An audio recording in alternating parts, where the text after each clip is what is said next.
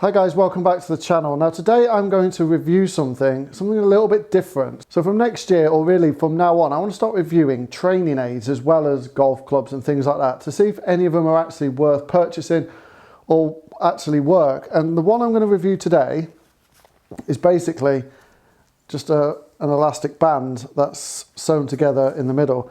And what this is designed to do is to kind of keep you more connected in the arms, because a lot of people when they come back will lift the elbow up, or when they come through will chicken wing. And I said in one of my videos previously that I'm suffering a little bit with confidence and that I'm just chicken winging and trying to steer it a little bit when it comes to the follow through. So I'm hoping that something like this will help. So today I'm going to try this out. Now I know there's other aspects that can be used for this. There's the ball, that when you put your arms together you have to hold the ball in together between your arms. There's also, you can put things under your arm in order to try and keep them. But I found previously when I've done this that I've been so tense in this, like in the lat area and in the arms, to try and keep it in there, that it kind of restricts my swing a little bit. So I'm hoping something like this will just help me stay a little bit connected. But before we go into that review, I just want to give you all a little bit of an update of where I am with my pro status and how I'm getting on. So last week I played my first PGA event. It's only a winter medal, but it's my first PGA event. Now, those who watch the channel know that the previous event was at Churston, scored 18 points. I was probably somewhere like 23 over. It was just horrendous. My golf game had gone, my confidence had gone. And I'd put a lot of time into trying to get my swing back in order. And I found trying to stay more connected helped that, which is why I want to now review this product. But let's talk about the game at Thurleston. So this was a PGA winter medal, and I'll put the score up on the screen in a second. And I did a lot better. I didn't do great, like I still came last, just to put it out there, but I did better. So I scored plus 10, which, to be fair, I think I turned up, and after the previous event, I said to myself, I want to score plus 10 or better today. Right, sorry about that. I had to turn it off and on. I just realised the screen was going all steamy, so I had to take the lens off. It's so cold and warm and temperature in here. But anyway, so I scored plus 10, and I'm going to put the score up on the screen. And as you'll see, through the first 5 holes, I was level par. The swing changes I was doing were working. Distance was massively down because I was more concentrating on strike and start direction than anything else. Then we get to the 6th hole, which is a really short, it's about 150 yard par 3, but it was dead into the teeth of the wind. So I tried to hit a knockdown 7-iron.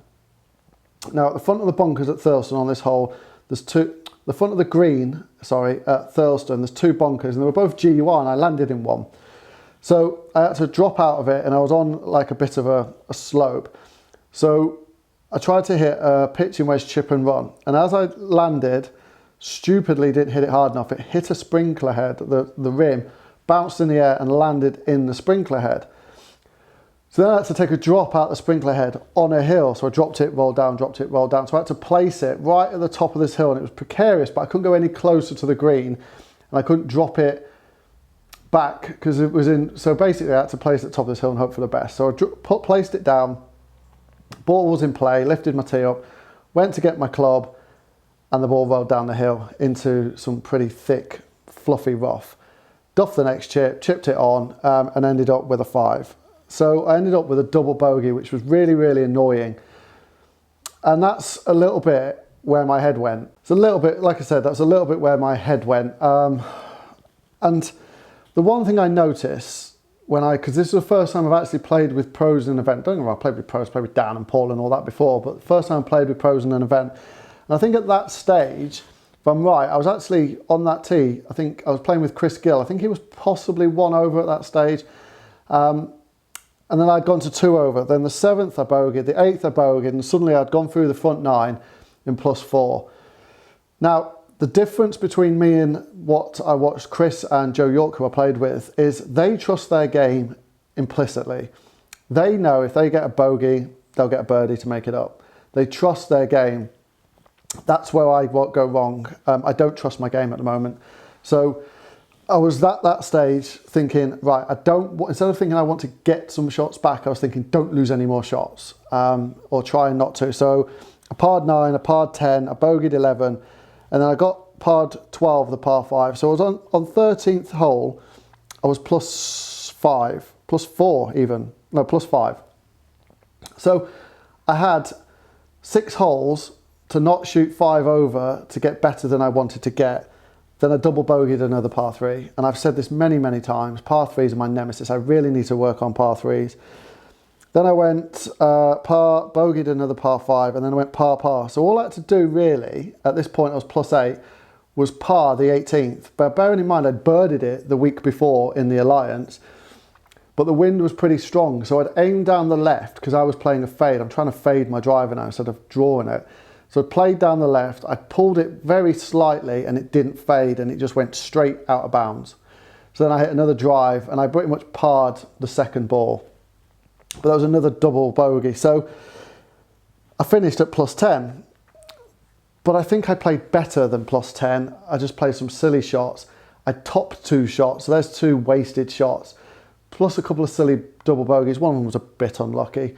So in all, my game's in a better place and I feel a lot more confident in my actual game, but there's still gains to be made and there's still better swing changes that I can make. And that's where I want to try this, I don't even really call it, rubber band with a bit in the middle out. So I'm going to set up quad, we're going to set up the software, I'm going to hit a few shots without it and I'm going to hit some shots with it and see if it reins in the dispersion maybe a little bit, see what the feeling's like and see if it's worth something for you. Bear in mind it only cost me £4, whether it's something you could use to just try and stay a bit more connected in your golf swing. Right, so I've dotted up a 7-iron. I'm just going to hit 5 or 6 shots without the band on and then we'll hit 5 or 6 and just see what the difference is.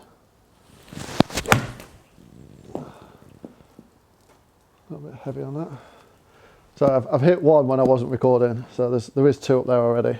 And that was something I'm finding at the minute, just hitting it a little bit heavy. What is my angle of attack, just out of interest? 7.7 down, so I really need to shallow the swing out because it's just so descending at the minute. That's a better swing.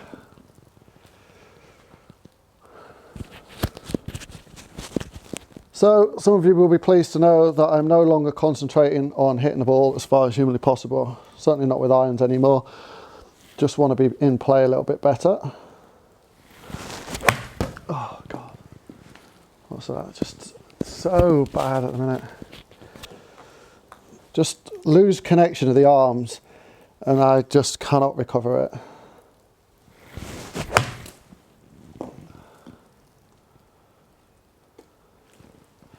5.2 down. It's just a little bit too, I need to really shallow the swing out a little bit.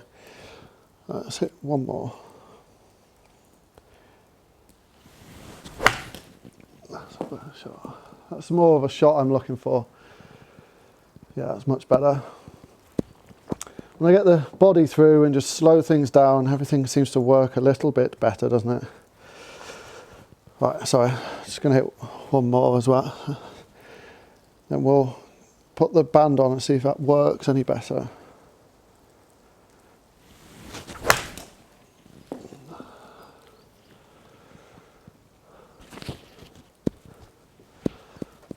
Okay, so distance-wise, they're very similar apart from that fat one. That's why I hit an extra one. I'm going to take that out because it's pointless for the numbers. Now I'm going to put the band on and just see if I can rein that in a little bit more, see what it feels like, see if it actually works. Right, let's put this on. I've rolled my sleeves up just so I don't get any slipping because of the items of clothing. So I'm just going to put these around the top end of my forearm and try and, it's a bit awkward actually. I can see where the ball is easier than this because you just have to grip. Yeah, it's a little bit annoying actually. Right. Okay, I can definitely feel it. Oh, this is, now we found the awkward bit. You look a little bit silly doing it right. So the idea is, if you need to adjust, yeah, like, no, this is really annoying me now. Put it up a little bit higher. Hold on. Oh, God. If you do this at the driving range, you'll look very silly. Right, okay. I think we've got it into the position now. Right, so I'm trying to stay connected, trying to keep the forearms as connected as possible. See what that feels like.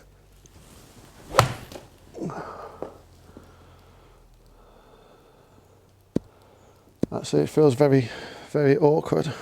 Yeah, this is really annoying actually. I get the idea, but I can still stretch it out. So actually, I don't think it's working as well as I kind of hoped it would. Oh no, it's just really bad.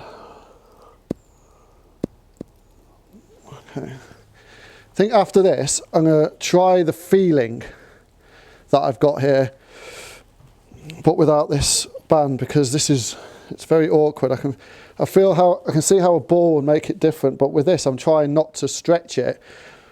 I'm taking more time trying not to stretch it. Oh, I just shanked it.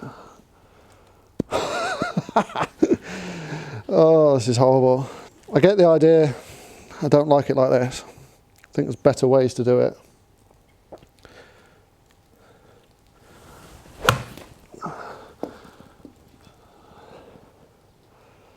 It's a better strike, but I felt myself stretching it. Look, I can stretch it.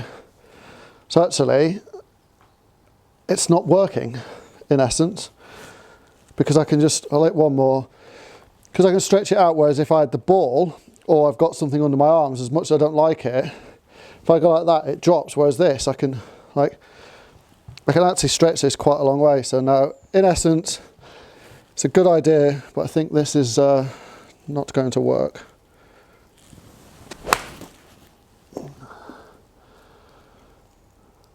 Right, I'm going to leave that there because that's just not working. Although that was probably the straightest shot I had. I can stretch it too much. So what I'm finding is, oh God, it's horrible.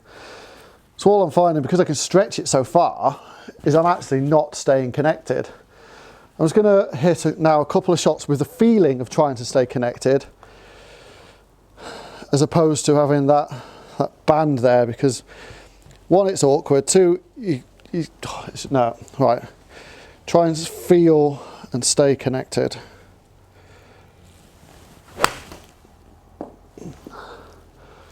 Little bit on the thin side and a bit of a pull. This is definitely going to take some work to have this connected feel. But this is the feeling, but I was a little bit more rigid when I was at Thurlestone. It's the feeling I had. So at Thurlestone I was very rigid like this. Like that. And just, although it's going straight, obviously the distance is down, but it kept me in play. But I just found myself so short all the time that I was fighting to get pars and things like that. So I ideally want to be about 165 with a 7-iron, but still have that control over it, as opposed to just losing it everywhere.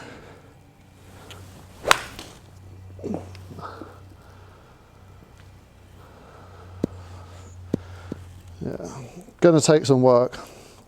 And that's the thing, no swing change or anything like that, it's just going to happen overnight.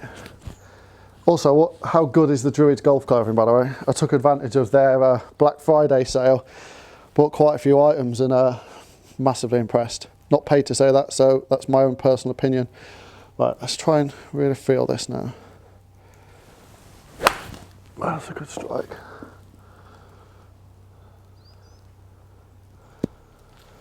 Good for distance. What's the down on that? 5-point down. So I do need to work a little bit on the angle of attack. I want it to be around about 4 ideally. So I need to really shallow it out at the top. So I feel like that. Try and keep the arms feeling connected and then try and shallow it as you come through. Just have that feeling. Just catching them thin. I mean, they're doing all right, but with blades it hurts. Right, I'll have one more shot because ultimately this is a review of that. I don't know where I put it now, not that I want to keep it very much. Just try and stay connected. That's better.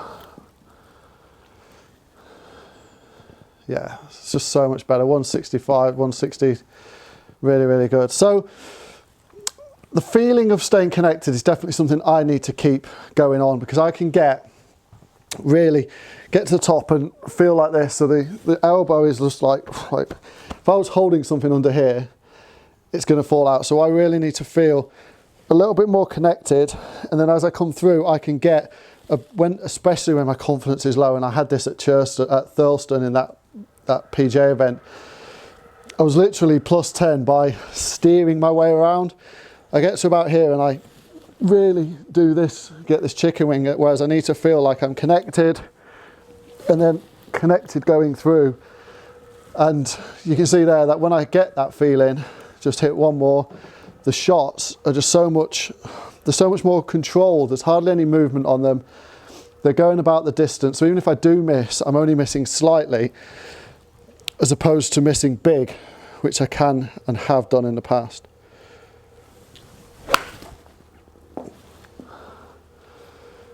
So it's gone the distance. It's a little bit on the left, but it's keeping me in play and I'm not going after it. I go back to Oldley and try and hit these hard. I've got no idea what's happening with them. Literally no idea. There we go. So I just need to stay in control, stay connected, and my golf game will get better. But ultimately, we were reviewing this, and what do I think about it? I get the idea. It's a good idea in theory because it's trying to keep your arms connected, but because of the stretch on it, it doesn't actually work.